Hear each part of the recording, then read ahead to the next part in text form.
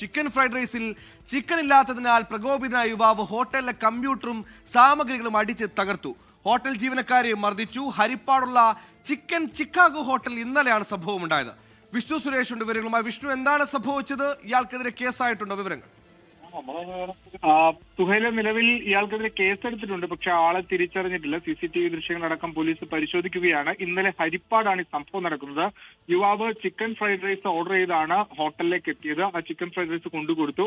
പക്ഷേ അതിൽ ചിക്കനെ കുറിച്ചുള്ള പരാമർശം പോലും ഇല്ല എന്ന് ആരോപിച്ചായിരുന്നു ഈ യുവാവ് ആ ഹോട്ടൽ ജീവനക്കാരി അടക്കം അതിക്രൂരമായി മർദ്ദിച്ചത്. അതിനുശേഷം അവിടെ ഉണ്ടായിരുന്ന കമ്പ്യൂട്ടറും അതോടൊപ്പം മറ്റു സാമഗ്രികളും ഒക്കെ വലിച്ചെറിഞ്ഞ് അയാൾ പുറത്തേക്ക് പോവുകയായിരുന്നു. പിന്നീട് പോലീസ് അവിടെ എത്തി CCTV ഒക്കെ പരിശോധിച്ചു വരികയാണ്. ഇയാളെ ഉടൻ പിടികൂടും എന്നാണ് കരുതുന്നത്. ആറാട്ടുപുഴ സ്വദേശി സുധീറിന്റെ ഉടമസ്ഥതയിലുള്ള ഹോട്ടലാണ് ഇത്.